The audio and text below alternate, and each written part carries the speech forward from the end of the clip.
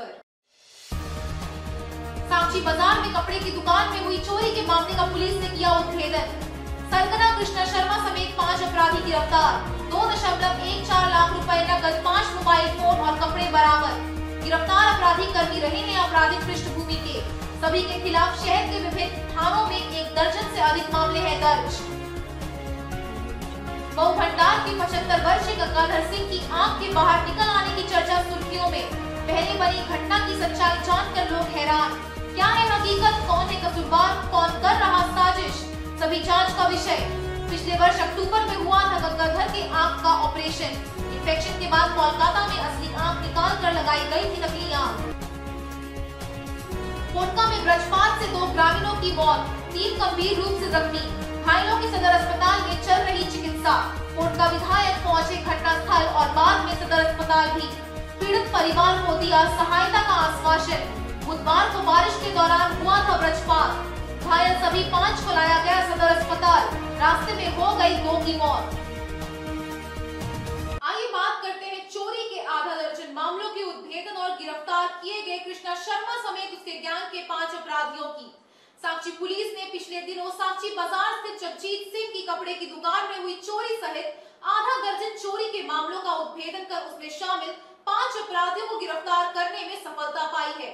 Gang के सरगना जुगसलाई नया बाजार निवासी कृष्णा शर्मा और कृष्णा भारद्वाज भी गिरफ्तार अपराधियों में शामिल हैं। बताते चले कि कृष्णा शर्मा और कृष्णा भारद्वाज की उम्र 26 वर्ष है। इसके अलावा उसके गैंग में बाराद्वारी देवनगर का 27 वर्षीय राजू शर्मा, साक्षी आम बगान झोपड़पट्टी का रहने वाला शंकर नाग उर्फ काना उम्र 30 वर्ष, उत्तम प्रमाणिक 24 वर्ष, सिद्धू कानो मैदान गणेश नगर बागबेड़ा और मोहम्मद राशिद उर्फ आसिफ 32 वर्ष आजाद नगर मांगो के रहने वाले हैं। सभी पुलिस द्वारा गिरफ्तार कर लिए गए हैं।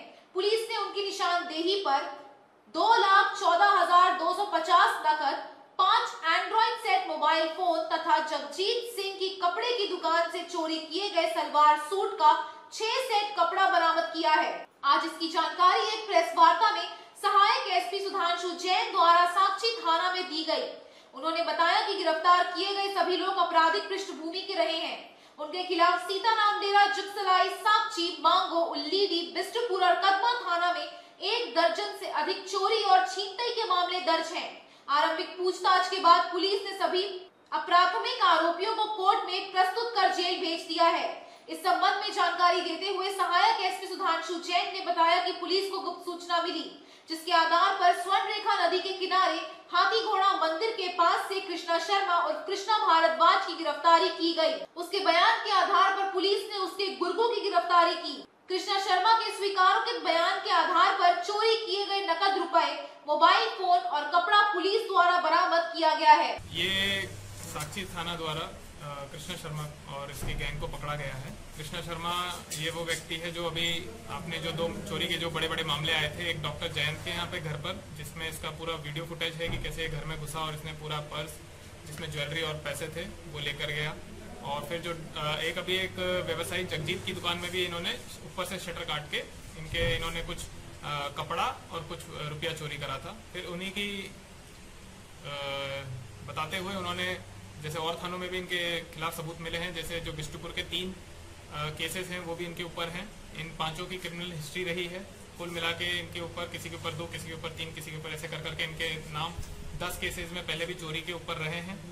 और इनके पास से अभी 5 मोबाइल सेट एंड्रॉइड के, जगजीत क्लॉथ हाउस से लिया हुआ कपड़ा और 2,15,000 के लगभग अमाउंट इनके यहाँ से रिकवर हुआ है। और ये इनमें से एक कृष्णा शर्मा जो है वो पहली बार जेल जा रहा है। बाकी लोग अभी रिसेंटली जेल से छूटे थे और ये वापस से ये वाला चोरी का काम इसने जितना था ये पूरा कम नहीं। इन्होंने जिसको का नाम बताया, जैसे कुछ लोग रेकी करते थे, कुछ लोग ये लगभग दिन के काम करते थे, दिन में घरों के अंदर घुसना। आइए बात करते हैं गंगाधर की आंख के निकलकर बाहर गिरने और इस पूरे घटनाक्रम को लेकर हो रही चर्चाओं की। ऑपरेशन के करीब 11 माह बाद गंगाधर की आंख का निकलकर बाहर गिर जाना खबरों की सुर्खियों में है। अगर इसकी कायदे से जांच हुई तो कितनों की गर्दन फंस सकती है।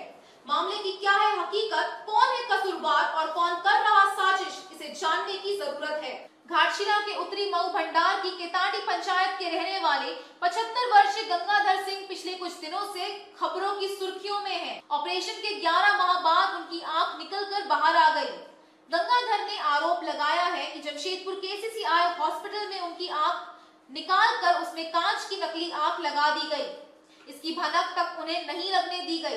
कुछ दिन पहले सूजन और खुजली होने पर जब उन्होंने अपनी आंख को मला तो पत्थर की नकली आंख बाहर निकल आई। इसके बाद गंगाधर ने 11 अक्टूबर को जमशेदपुर के साक्षी थाने में हॉस्पिटल के संचालक के खिलाफ लिखित शिकायत दर्ज कराई है। मामले की गंभीरता को देखते हुए साक्षी पुलिस ने मामला दर्ज कर उसकी जांच शुरू कर दी है। गंगाधर सिंह ने बताया कि 18 नवंबर 2021 को अस्पताल संचालक ने कुछ और लोगों की मदद से उनको जमशेदपुर बुलवाया और बहला फुसला कर अपने हॉस्पिटल में दाहिने आंख का ऑपरेशन कर दिया। डॉक्टर AK गुप्ता ने ये ऑपरेशन किया। इसके बाद उनके दाहिने आंख के ऊपर सूजन आ गई। उन्होंने अस्पताल प्रबंधक को इसकी जानकारी दी तो 1 महीने के बाद इसी हॉस्पिटल की ओर से उन्हें कोलकाता रेफर किया गया। 1 महीने तक कोलकाता में रहकर उनका इलाज किया गया, फिर वापस जमशेदपुर लाकर 1 महीने तक यहाँ रखा गया। गंगाधर ने बताया कि उनकी असली आंख निकालकर कांच की गोली लगा दी गई थी। इसकी जानकारी उन्हें नहीं थी। ऑपरेशन के वक्त उनको बेहोश कर दिया गया था। वहीं KCCI अस्पताल प्रबंधन का कहना है कि अस्पताल को बदनाम करने की साजिश के तहत सच्चाई को छिपाया जा रहा है और झूठा आरोप गढ़ा जा रहा है। अस्पताल की ओर से कहा गया कि घाटशिला निवासी गंगाधर सिंह का पिछले साल 18 नवंबर 2021 को KCCI हॉस्पिटल में मोतियाबिंद का सफल ऑपरेशन हुआ था। उन्हें छुट्टी देते वक्त अस्पताल की ओर से कुछ दिनों के लिए काफी एहतियात बरतने की सलाह दी गई थी। कहा गया था कि वे कोई ऐसा काम ना करें जिससे उनकी आंख पर बुरा प्रभाव पड़े। 24 नवंबर 2021 को मरीज गंगाधर सिंह दोबारा अस्पताल में आंख में दर्द की शिकायत लेकर आया। ये पूछने पर कि उसने कोई लापरवाही तो नहीं बरती, उसने बताया कि उसने खेतों में काम किया था। अस्पताल के डॉक्टर की जांच में गंगाधर की आंख में संक्रमण होने की बात सामने आई। इसके बाद अस्पताल ने उसे ऑपरेशन के लिए Kolkata medical college of higher centre में भेजा, जहां जांच में पेन ऑफ टर्मेटस आंख का संक्रमण सामने आया। वहां गंगाधर की आंख का ऑपरेशन कर कृत्रिम आंख लगाई गई। कुछ दिन पूर्व गंगाधर की आंख में खुजली हुई और उसकी कृत्रिम आंख गिर गई। इसके बाद इस प्रकरण पर मरीज की मदद करने के बजाय KCCI अस्पताल के खिलाफ साजिश होने लगी। पानी गिरा था। ठीक है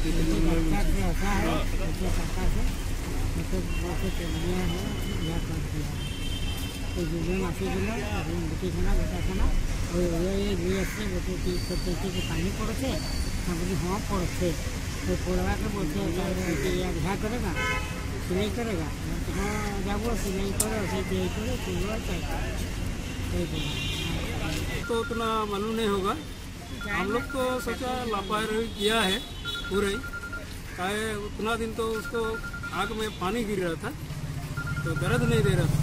तो उस टाइम वो लोग लाया, एक तो लड़की था एक तो लड़का था, वो दोनों लाया यहाँ ला के बोला चलो ऑपरेशन होता है फ्री में। तो लाया फ्री में ऑपरेशन किया, ऑपरेशन करके ले गया घर।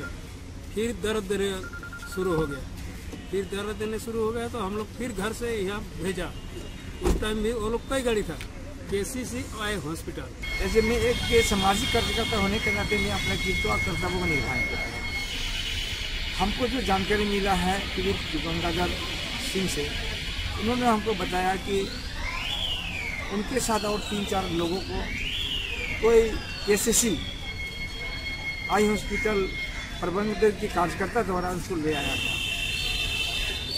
और उनका विगत 2018-11-2021 को उनका आई ऑपरेशन हुआ था यहाँ KCCI हॉस्पिटल में। उसके बाद उसको घर लौटा गया था। लौटाने के बाद फिर उसको उसका आँख का प्रॉब्लम निकला, खराब लगा। फिर वो फ़ोन करके उनके लोगों को कुछ महीने करीब बीता कुछ दिन बीतने के बाद वो बोलते रहा शायद 1 महीना के बाद फिर उसको लेके आया। लेके आने के बाद यहाँ से वो कलकत्ता ले गया। कलकत्ता में से ऑपरेशन हुआ होके यहाँ भेजा है, यहाँ भी 1 महीना। इसी बीच में यहाँ हुआ नहीं हुआ पता नहीं वहाँ कहाँ लगाया, लेकिन वहाँ कलकत्ता में 1 महीना और यहाँ KCC हॉस्पिटल जमशेदपुर में 1 महीना। उसके बाद उसके बड़ा लड़का तोरणी सिंह को बुलाया और वहाँ से उसको ले गया घर। ले जाने के बाद उसका जो उसका आँख का दाहिना आँख वो दर्द होते रहा। वो इतना सादा सीधा आदमी है, दर्द को सहने वाला लोग है, बढ़िया से बोल नहीं पाता है, अनपढ़ है और ये किसी प्रकार से गांव घर में काम करके जीवन यापन चलाता है। तो फिर ये जो बीते 7 तारीख को इतवार का दिन था, 2022 का बात कर रहे हैं, वो खाने बैठा था। खाने के बैठने के बाद खटिया में बैठा और आँख जलन हो रहा था, हल्का मल दिया तो वो कांच का आँख ही निकल गया और बैठा था तो लुंगी में गिरा। तो देख लिया और घर परिवार को बुलाया तो बोला देखिए कांच का आँख में लगा था। तो बेहोश जैसा पड़ा हुआ, सर क्या हो गया था मेरे आँख में ये सब। उसी समय ये भी गया। साथ में आयु का स्पेशलिस्ट डॉक्टर श्रीमती किरण का ने देखा और देखने के बाद भी उन्होंने बोला स्पष्ट किया कि कांच का गोली है, इसको सेव करने के लिए लगाया गया था। फिर उसी दिन ही और हमारा जो क्या बोलता है सीनियर डॉक्टर जिला के सिविल सर्जन वो भी पहुंचे थे, दोनों देखा। उसके बाद ये स्थिति हुआ। फिर हम लोग की यहाँ साक्षी में केस किया उन्होंने।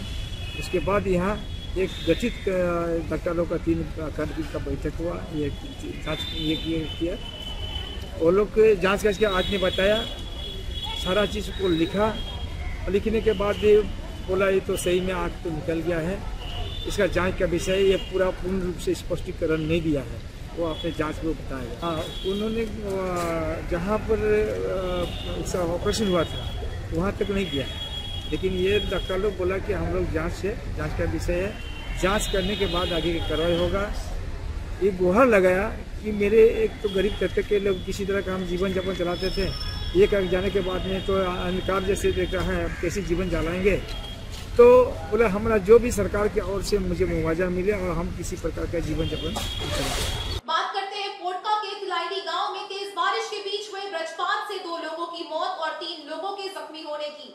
पूर्वी सिंहभूम जिले के पोटका थाना अंतर्गत मटकू पंचायत के तिलाइडी गांव में देर शाम तेज बारिश के बीच हुए वज्रपात से 2 लोगों की मौत हो गई है, जबकि 3 लोग जख्मी हैं। जख्मी लोगों की परसूटी सदर अस्पताल में चिकित्सा चल रही है।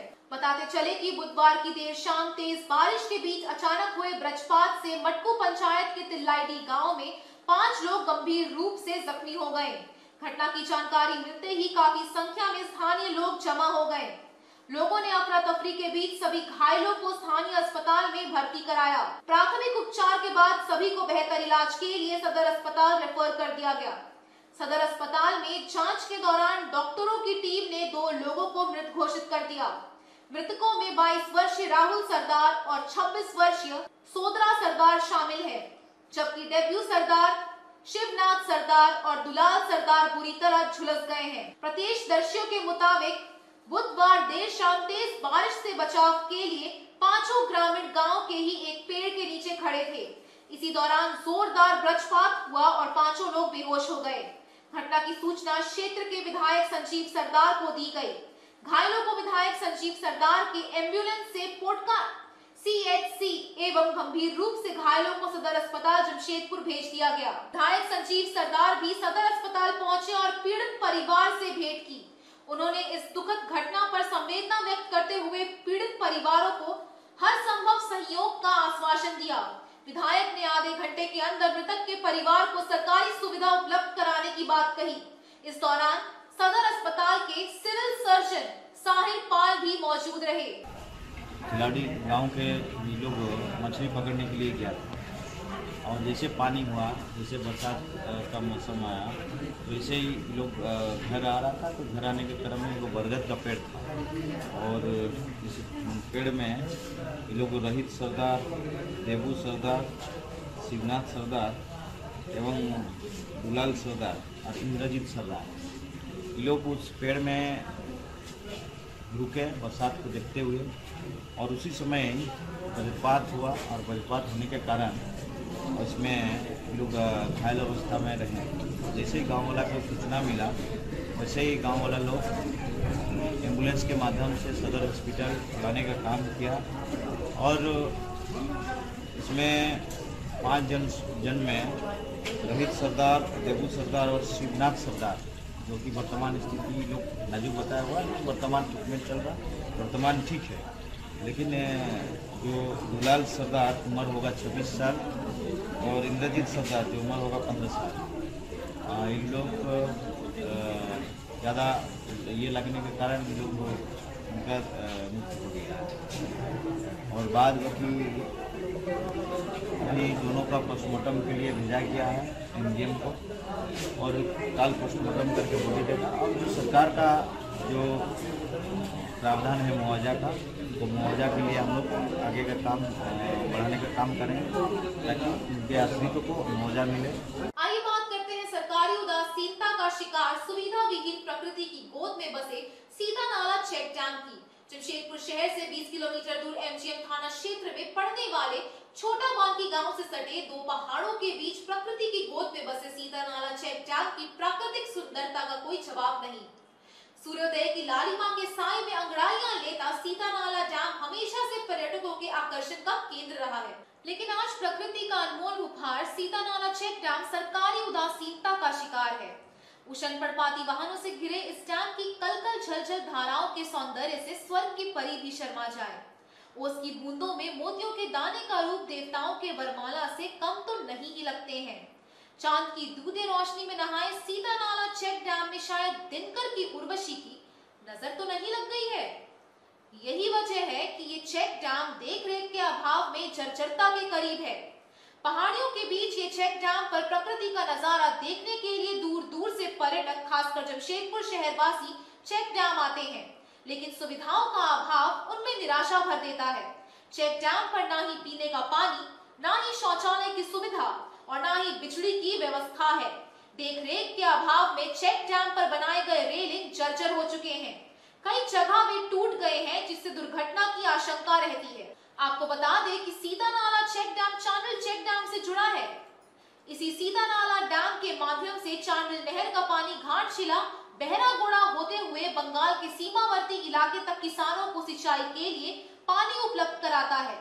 गांव के उप मुखिया बताते हैं कि कई बार ग्रामीणों ने श्रम दान कर इस चेक डैम को सुंदर और आकर्षक बनाने की कोशिश की है। पर्वत श्रृंखला की तराई तक जाने के लिए रास्ता भी बनाने की कोशिश की, लेकिन वे आंशिक रूप से ही सफल हो सके। लेकिन सरकार या स्वर्ण रेखा परियोजना विभाग की ओर से इसे सुविधा युक्त बनाने की पहल नहीं की गई है। स्वर्ण रेखा विभाग की ओर से एक गार्ड की नियुक्ति की गई है जो चेक डैम का फाटक खोलने का काम करता है। इसके अलावा यहाँ और किसी तरह की कोई सुविधा उपलब्ध नहीं है। अगर इस चेक डैम का सौंदर्यीकरण किया जाए तो पर्यटन के दृष्टिकोण से काफी फायदेमंद होगा। बहुत दूर से आता है, जमशेदपुर से डेली आदमी मतलब 200-250 लोग आते हैं और अभी तो पिकनिक का समय आ रहा है, उसमें और ज़्यादा आदमी डेली बढ़ जाएगा। तो इसलिए हम लोग भी सोचते हैं कि डैम एक बार रिफायरिंग हो जाए। यहाँ लाइट का कुछ व्यवस्था नहीं है, डेली आदमी जाता आता है, रात में भी आदमी आता है, कंट्रोल होना चाहिए। हम लोग चाहते हैं कि लाइट भी लग जाए, साफ सुथराई होना चाहिए। सेफ यहाँ कोई व्यवस्था नहीं है, क्योंकि हम लोग लड़का लोग गाँव वाला ही संचालन करते हैं। तो अभी तो नहीं चल रहा है, लेकिन अगर कोई प्रशासन नहीं ध्यान देगा और गाँव ये नहीं देगा तो हम लोग अपनी टीम बना करके, जैसे सफाई करने से भी तो खर्चा होता है, तो 200 रुपया कभी कोई लेते हैं। लेकिन अभी तो बंद है, रिक्शा चलते हैं, हमेशा खुला हुआ है, बहुत सा दुर्घटना भी होता है, आदमी जा कर के लाश भी फेंक देता है। डैम का परिस्थिति देखा जाए बहुत ही खराब है। यहाँ ना पीने का पानी है, ना बिजली की व्यवस्था है। कोई भी श्रद्धालु डैम घूमने आते हैं तो सुरक्षा महसूस नहीं करते उन लोग। और देखा जाए एक्चुअली डैम छोटा बांकी बना गया कि खेती बाड़ी हो, यहाँ के किसान को फायदा हो। जहाँ तक देखा जाए पानी की व्यवस्था यहाँ बिल्कुल ही नहीं है, ना खेत में पानी पहुँचता है, कुछ नहीं। देखा जाए कैनाल पूरा टूटा हुआ है, रेलिंग वेलिंग सब टूटा हुआ है डैम का। ये जो प्रकृति का जो नेचर का जो मतलब सौंदर्य है बहुत ही अच्छा है, बट यहाँ पर कुछ चीज़ का जो कमी है, सुविधा, वो पानी का, बिजली का, ये होना चाहिए। तो इससे क्या होगा कि सौंदर्य का जो मतलब प्रकृति का जो मतलब लुत्फ है, जो यहाँ के पब्लिक है, जो आसपास के क्षेत्र के लोग हैं, वो आके इसका मतलब इंजॉय कर सकते हैं। तो ये सुविधा जो है सरकार को इस पर थोड़ा ध्यान देना चाहिए, बिजली और पानी के लिए। बात करते हैं सर्किट हाउस में गुरुवार को विधानसभा आश्वासन समिति की हुई बैठक में सरकारी योजनाओं की समीक्षा की। जमशेदपुर में विधानसभा आश्वासन समिति की बैठक गुरुवार को संपन्न हुई। बैठक में वैसे मुद्दों की समीक्षा की गई जो विधानसभा में उठाए गए थे और उन पर सरकार द्वारा दिए गए आश्वासन पर अभी तक क्या कार्रवाई की गई है। विधानसभा आश्वासन समिति में शामिल विधायक इस मौके पर मौजूद थे। बताते चले कि विधानसभा आश्वासन समिति के अध्यक्ष विधायक दीपक बरुआ हैं। उन्होंने बैठक की अध्यक्षता की। बैठक में विधायक सरयू राय, रामदास सोरेन समेत तमाम विभाग के पदाधिकारी मौजूद रहे। इस बैठक में विधानसभा में उठाए गए तमाम मुद्दे और उन मुद्दों पर सरकार द्वारा क्या कार्रवाई की गई है उस पर चर्चा की गई। दीपक बरुआ ने बताया कि जब विधानसभा चलती है तो सदस्यों द्वारा कई सवाल उठाए जाते हैं जिसका सरकार द्वारा जवाब दिया जाता है। अभी तक 52 आश्वासन विलंबित हैं। जिन मुद्दों को विधानसभा में उठाया गया उनमें टाटा लीज, 86 बस्ती के मालिकाना हक, नक्सल प्रभावित मामले, सीवरेज व ड्रेनेज सिस्टम समेत कई मुद्दे शामिल हैं। समिति के अध्यक्ष दीपक बरुआ ने कहा कि बैठक के दौरान उन्होंने पाया कि विभागीय उदासीनता एवं लापरवाही के कारण कई योजनाएं उधर में लटकी हुई हैं, जिसके विषय में अधिकारियों से जवाब तलब किया गया। पूर्वी सिंहभूम जिले के कुल 52 मामले विलंबित हैं जिन पर समिति ने चर्चा की। समिति है विधानसभा की, तो होता क्या है एक्चुअली सदन की कार्यवाही जब चलती है तो माननीय सदस्यों के सवाल पर सरकार द्वारा वक्तव्य दिया जाता है, आश्वासन दिया जाता है। तो उन आश्वासनों को हम लोग देखते हैं कि कितने आश्वासन सरकार ने दिया लेकिन उसका अनुपालन हुआ कि नहीं हुआ। तो इस जिला में करीब 52 आश्वासन है जो अभी तक लंबित है, पेंडिंग पड़े हुए। उसमें 86 बस्ती जैसे मामले हैं, सीवरेज एंड ड्रेनेज का मामला है, तो उसके बाद बहुत सारे ऐसे मामले हैं। तो उसी का हम लोग समीक्षा कर रहे थे कि भाई सरकार जब आश्वासन देती है जनहित में तो उसका अनुपालन क्यों नहीं होता, विभागीय स्तर से इस पर क्यों कार्रवाई नहीं की जाती। यही सब हम लोग देख रहे हैं। तो उसमें बहुत सारा उदासीनता है इसमें और विभाग का इसमें जवाबदेह बनता है, लेकिन विभाग द्वारा इसको कभी गंभीरता से नहीं लिया जाता है। तो इसीलिए हम लोग समीक्षा किए हैं और डायरेक्शन दिए हैं उन लोगों को, यदि ऐसा होगा तो रिपोर्ट हम लोग करेंगे इसके संदर्भ। इसके निष्पादन के लिए क्या करेंगे? विभागीय स्तर पर बैठक होती है इसका, क्योंकि इन लोग से जवाब हम लोग लेते हैं कि भाई क्यों पूरा नहीं। जैसे पुलिया बनना है रामदास का एरिया में, कोई पुल गुटूना क्या है घाटशिला के है, उसमें ऐसा स्थिति है कि आरसीडी बोल रहा है कि उच्च स्तरीय आदेश के आलोक में हमने उस पुल का मैंने डीपीआर तैयार किया, उसका सॉइल टेस्ट किया, मैंने फिजिबिलिटी टेस्ट किया। और ग्रामीण कार्य विभाग स्पेशल डिवीजन कहता है कि हमने इस पर कोई पत्राचार नहीं हुआ, इस तरह का कोई मामला नहीं है। जबकि विधानसभा में माननीय मंत्री आलमगीर द्वारा 2021 का ये मामला है, वो जवाब दे रहा है कि भाई 15 दिन में निकल रहे हैं।